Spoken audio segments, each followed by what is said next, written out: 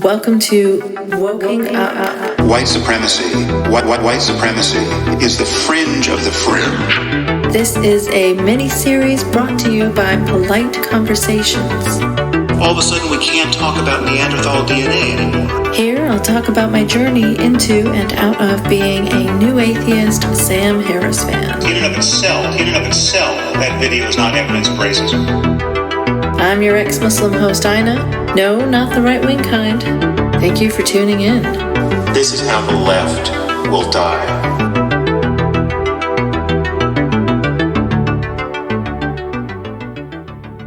All right. Hello, lovely listeners. So today I'm doing an episode on something I encountered over on the Hell site the other day and just had to comment on it. A lot of people were sending me links to it, and I thought you all might appreciate hearing a take. Before we get started on it, though, I'm doing this episode today to launch a little fundraiser. If you've listened to recent episodes, you'll have heard that my laptop and mic, etc., are over a decade old and on their last legs, really. And my clunky laptop, especially, could just suddenly bring the podcast to a screeching halt. So I'm launching a GoFundMe in the hopes of getting a little help from listeners and appreciators of this show to update my equipment, basically, so I can keep providing you the takes and episodes you enjoy. If you've found value in my work, I would really, really appreciate any contribution to the fundraiser and any help boosting it, retweeting it, etc., because this show relies on listeners like you to help keep it going. There are no funders, no ads till now. So yeah, we've got to very rarely raise funds this way for a little boost to the production budget. With the impacts of the tariffs on pricing and stuff, it's definitely a rough and unstable time to try and update equipment, but hey, we don't need much really, just a couple of $1,000 and I'll be set, I think. And if we reach the goal of the fundraiser, I will be doing a gift episode on another thing that's been making the rounds on social media for a while, that whole Joe Rogan, Douglas Murray, and Dave Smith debacle that so many of you have also sent me messages about. If and when we hit the goal, I will get to work on it straight away. And it will be an unlocked episode since I'm hoping that not just patrons will contribute to the fundraiser. So help me get there so we can do this other Douglas Murray mammoth episode too. I will need to listen to like 100 hours of content beforehand so I can really get a feel for some of the characters I'm not so familiar with in the story, like right-wing comedian Dave Smith. But yeah, it'll be a fun one. Douglas Murray is someone I've actually considered doing a mini-series on before because there's just so much there. But we'll talk about that another time. Right now, let's focus on this GoFundMe. I will put the link in the show notes, and you can help a girl keep podcasting in this incredibly bro-dominated profession and specific sphere, too, of IDW and adjacent coverage. It's all bro-dominated all the way. But anyway, thank you all for listening and supporting this show for so long that I'm even able to have a podcasting mic that's that old. Like, that in itself says something. I'm truly very grateful for your support and your listenership. All right, now let's get to today's take. Sam Harris is going around pretending like he's only just become a dedicated Zionist, and Israel supporters are so amazed and impressed by this rational genius brain who just so happens to have changed his mind completely and is now a Zionist only post-October 7th. But, like, if you followed his garbage output even superficially, you'll know that he's always been a slimy and enthusiastic defender of one specific ethno-state. You'll never guess which one. Surprise! It's Israel! The Western world's most beloved apartheid state. Yeah, so Sammy went on this Zionist podcast and said,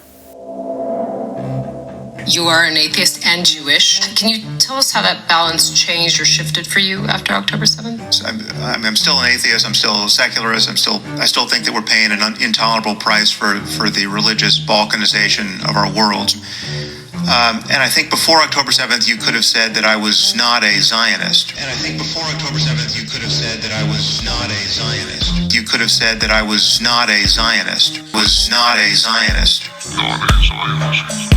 You could have said that I was not a Zionist, right? Or I was certainly would be willing to call into question the legitimacy of organizing a state around a religion or a religiously identified ethnicity, right? Judaism in this case. Note the slippery "you could have said it." I mean, if you put the bar for Zionism really, really high, you could say that he doesn't support everything that Israel does. Most things, sure. Even the baby killing he always made excuses for. But not everything, okay? So if you fudged some stuff, blurred your eyes, and really tried hard, you could have said he wasn't a Zionist before October 7th. He still criticized the settlers while refusing to interrogate or comment on the extent to which these religious extremists are supported, propped up, and straight up encouraged by the state. How much they're actually working on behalf of the state when the state doesn't want to get its hands dirty. As openly proclaimed on the recent Louis Theroux documentary on BBC by unhinged extremist settler Daniela Weiss, we do for governments what they cannot do for themselves.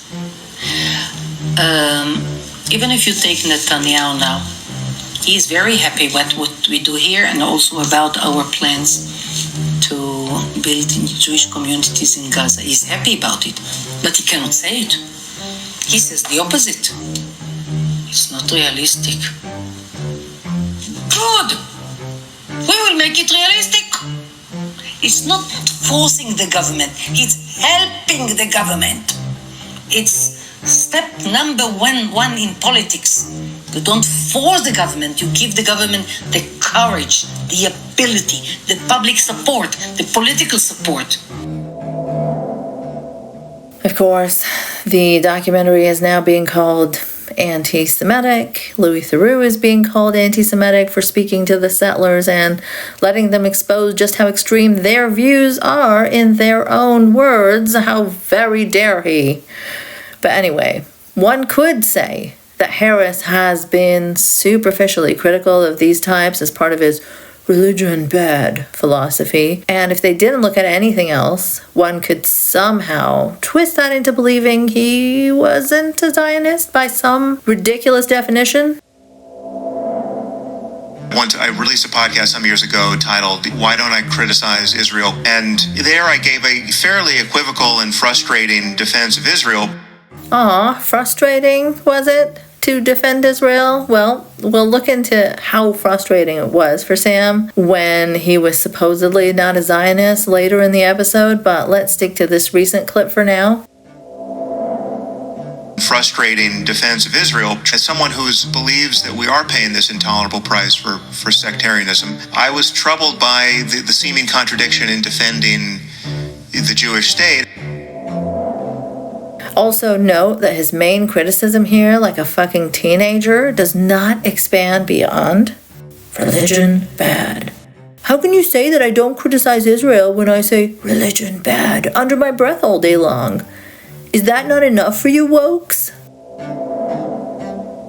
I was troubled by the seeming contradiction in defending the Jewish state, and for me it just nets out to the only real defense is the ambient level of genocidal intolerance that's directed at Jews. Now, do you think that the intolerance Sam Harris is talking about, the Sam Harris who censored criticism of white nationalist and Holocaust minimizer Stefan Molyneux on his own podcast, the Sam Harris who is best buds with Holocaust revisionist, but the Nazis felt bad for what they did, Douglas Murray, do you think that his perceived genocidal intolerance is actually the harmful Nazi kind of anti-Semitism, or is it just that people won't tolerate an apartheid state doing a live stream genocide? Something to really think about here. What definition of anti-Semitism makes him say this is genocidal intolerance? Hint. It's not the Nazi kind of anti-Semitism. It's the far-right definition that is basically college kids and wokes protesting the state of Israel's indiscriminately murderous actions. Keep in mind, this is Mr. I'm not at all tribal, and I certainly don't do identity politics because I meditate so much. This fucking guy who once said, even in the aftermath of a synagogue shooting, anti-Semitism isn't too much of a problem. This guy who's done creepy-ass thought experiments in his efforts to normalize race science, thought experiments about hypothetical hoarding genes in Jews. The dude who has said, Jews in part are to blame for the Holocaust. This guy is suddenly now concerned about the genocidal intolerance directed at Jews, by which he means Israel, of course, refusing to acknowledge the basic reality here that people find Israel intolerable, not genocidally so, just morally intolerable, because of all the mass slaughter. The actual beheaded babies split into halves, severed heads of children that they see come across their social media day and night for the past year and a half. That selective concern that Sam suddenly has is not about anti-Semitism, because he's fine with that, as he's shown many, many times before. It's about Western chauvinism, about imperialism, and about Israel getting to continue its mass slaughter of Muslims, which has been a Sam Harris wet dream for decades. I mean, he's really showcasing that desire out in the open now, fully mask off. And also, this complete inversion of who is doing the genocide and hurling genocidal rhetoric day and night, combining it with murderous actions and completely flipping who the actual victims of genocidal rhetoric and actions are right now. This is a thing you will see often among defenders of Israel, because that's the only way to justify what's happening. The Nazis claimed Jews were a threat to them as well. As I am recording this, there are reports of Israeli Finance Minister Smotrich saying openly that Gaza will be entirely destroyed and that the population will leave in great numbers. There are reports of a famous Israeli TV producer who has called for Israel to carry out a Holocaust against the people of Gaza. His exact quote on Twitter was, "Good morning. Let there be a Shoah in Gaza."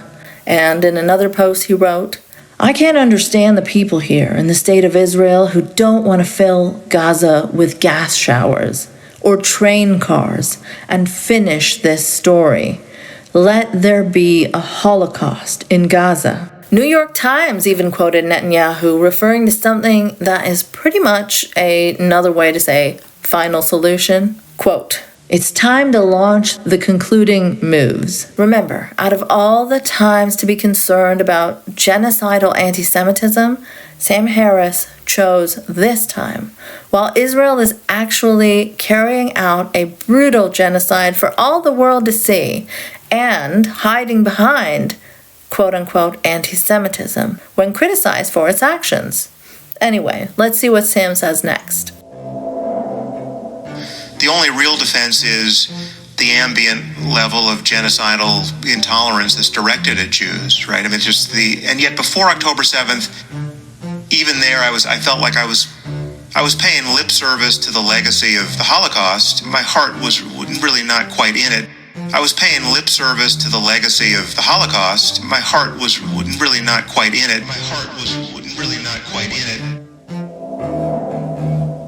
I mean, come on.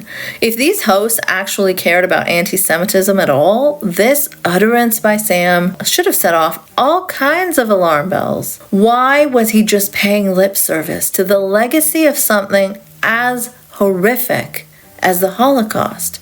Why was his heart not really in it? Seems like a very strange thing to say, doesn't it? Or was it because he thinks Jews are in part to blame for the Holocaust, which, he's said on numerous occasions? I mean, this is a person that should have zero credibility when it comes to his concerns about anti-Semitism, but sadly, too many defenders of Israel only care about defending Israel and conflating that with anti-Semitism, while actual anti-Semitism being on the rise under a fascist Trump presidency is of little concern to these types. See the ADL making excuses for Elon's Nazi salutes. The only kind of quote-unquote anti-Semitism they care about is leftist students speaking out against the genocidal actions of Israel. I was paying lip service to the legacy of the Holocaust. My heart was really not quite in it because it still seemed kind of hypothetical to me. Because in my life, anti-Semitism has not seemed like a real variable at all. In my life, anti-Semitism has not seemed like a real variable at all. But given October 7th and given the response to it in the West, both on the left and on the right politically, but even most especially on the left, that was the most surprising. Of course, what he actually has to pay lip service to is the idea that he is at all concerned about growing actual, very real anti-Semitism on the right and open white supremacy in the White House. When it's the left that keeps him up at night, year after year, even when the worst authoritarians are in power, it's wokeness and diversity and CRT that are the real issues to him. One of the criticisms he has of Trump's first term is the fact that it energized the wokes. Really? That was a thing he said, seriously. And in a very recent AMA with his equally unhinged business partner, he referenced worrying about another Trump win before the elections because he was worried it would bring about more wokeness. I mean, imagine being this afraid of wokeness and diversity at this specifically fascist moment in time. Very, very telling, I'd say. Now, the last little bit of the clip. I'm really, just kind of an unapologetic Zionist at this point. I'm really, just kind of an unapologetic Zionist at this point. Unapologetic Zionist at this point. Who can be counted upon to defend the Jews but the Jews? Imagine having lived through the past year and a half, witnessing and cheerleading Israel's campaign of cruelty, of babies beheaded by bombs, of their flesh needing to be carried in plastic bags, of parents saying goodbye to tiny corpses, the endless reports of systemic sexual abuse used as a weapon by Israeli torture camps, of mass starvation of a helpless and trapped population that cannot defend itself, that is being herded into smaller and smaller areas, concentrated even. Reports of journalists being hunted and burned alive, and now finally seeing it out in the open with Israeli ministers saying that the hostages are not their priority, that keeping up the mass slaughter is their focus. When it's been announced as plain as day that Israel intends to flatten and depopulate, one way or another, all of Gaza, that it intends to occupy it indefinitely, when even Western media desperate to manufacture consent for this genocide has had to finally report that the genocide forces have dropped more explosives in Gaza than were dropped on London, Dresden, and Hamburg combined during the Second World War, in only a tiny fraction of the area. When every last hospital and university has been bombed, and aid workers have been murdered and found in mass graves, when Israel has been found to be lying repeatedly about all its claims again and again and again, when x-rays of children with sniper bullets in their heads have been published, after seeing all that on repeat for 18 months, imagine if your response is, wow, well, maybe my heart wasn't in it before, but now this is certainly a project I can support. Heck yeah. I'm an unapologetic supporter of all this. I'm really, just kind of an unapologetic Zionist at this point. I mean, when religious symbols have been carved into the faces of abductees by Israeli forces, when the Star of David is used to desecrate cemeteries, mosques, and rip up the earth itself in Gaza, when giant menorahs are erected on top of the rubble, bones, and ashes of victims, when the outspoken atheist in you, who otherwise can't stop saying, religion bad, instead of finding that to be deeply concerning and ISIS-like, when your fucking religion bad setting turns into, oh wow, I am now an unapologetic supporter of this religious ethno-state, I mean, what the fuck does that say about you and your principles? And when he says, who can be counted upon to defend the Jews but the Jews? It's such utter bullshit, because any honest look at the critics of the genocidal ethno-state of Israel would find that some of the loudest and harshest critics of this are Jewish themselves. Because as principled people, unlike Sam, they cannot stand by a murderous state using their religion and ethnicity as cover to do some of the greatest crimes against humanity that have happened in our lifetime. Israel and its supporters should be seen, at least now, when Zionism has exposed its logical conclusion: mass murder and genocide, to maintain a demographic project of religious supremacy and racial purity, that they should be seen as the incredibly sad and twisted continuation, an echo of the horrors of the past that did not go away, in fact. If you have a problem with that statement, take it up with the many Jewish Israelis, the Holocaust survivors, and even former IDF generals, we all know how woke they can get, right? Who have drawn this exact comparison. Just imagine witnessing all this and it making you not horrified, not disgusted at the state of humanity, but deeply committed and unapologetically supportive, more supportive than ever before. It is truly alarming that one could show that level of support for a very terrorist-like state, so long as it's not a Muslim one in the West, and still be seen as a respectable member of society over here. This is a country condemned by every major human rights organization in the world, on trial right now for plausible genocide. Amnesty International sounded the alarm just a couple of days ago, saying we are watching Israel commit the world's first live-stream genocide, and it barely registered in Western media. Independent human rights organization Euromed Monitor has also recently said that Israel's brutality in Gaza surpasses all recent forms of terrorism. In a statement they put out on April 3rd, 2025, they warned that Israel's actions embody the conduct of existing terrorist organizations, even surpassing them in brutality and disregard for human life, and bear no resemblance to the conduct of a state bound by international law. That's what Sam is an unapologetic supporter of. I mean, these are things that Sam Harris is just not engaging with. It's a QAnon level of detachment from reality, but it's an acceptable one because many Western institutions rely on keeping up this illusion, this distortion, this inversion of reality to hold up the farce of Western morality and values around human rights. Remember, this is the same Sam Harris who had a fit when people were milkshaking fascists and throwing glitter on them. He was repeatedly screaming about how these were mock assassinations.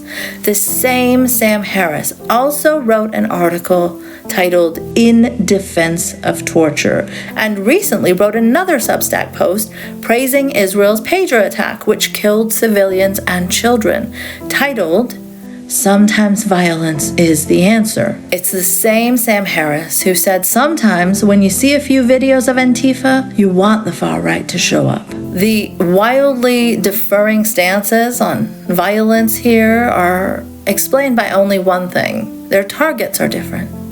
Violence against Nazis and fascists is unacceptable to Sam. Even non-violence like milkshaking or glitter throwing is considered an assassination threat. But when the targets are Muslims or leftists, he seems to be fine with justifying and even celebrating violence. This cognitive dissonance is becoming so ridiculous that there are even rifts forming on the right around this issue. Even right-wingers can see how absurd the Sam Harris position is. Here's a clip from right-wing comedian Tim Dillon. And I may not agree with any of this guy's other politics, but on this, he's spot fucking on. Sam Harris, who runs a meditation app, but also believes that Israel should just bomb anyone at any time that it thinks. It is hilarious to be a guy who runs a meditation app and he spends half the time telling people about breathing and how to self-actualize, and the other half of the time telling people that we need to bomb as many children as humanly possible until Israel feels comfortable. That's just an interesting archetype of person. It just is. Okay, I want everybody right now to breathe. I want you to breathe in and out. And just take a few deep breaths. What we need to do is indiscriminately bomb women and children. I want you to breathe in and out right now. I want you to imagine an apartment complex. There's children playing soccer outside. Now it's gone. It's gone because there were bad people in it. Now they're all gone. Now it's rubble. And I know it's sad, but it's necessary. Collateral damage. I want you to say 2 words. Collateral damage. Focus on your breathing. It's interesting to keep an eye on these sorts of divides on the right. Like I said recently in an after-show episode, that genocide is just one of those incredibly horrific crimes against humanity that even otherwise bigoted right-wingers can see is bad, or should be able to see is bad. It should not depend on politics. In a normal and healthy world, this should be something that people could condemn across the political spectrum. Like, we don't expect that progressive leftists will be the only ones to see how horrific the Holocaust was and speak out against it. Only Nazis are the types to minimize and distort and deny an atrocity of that scale.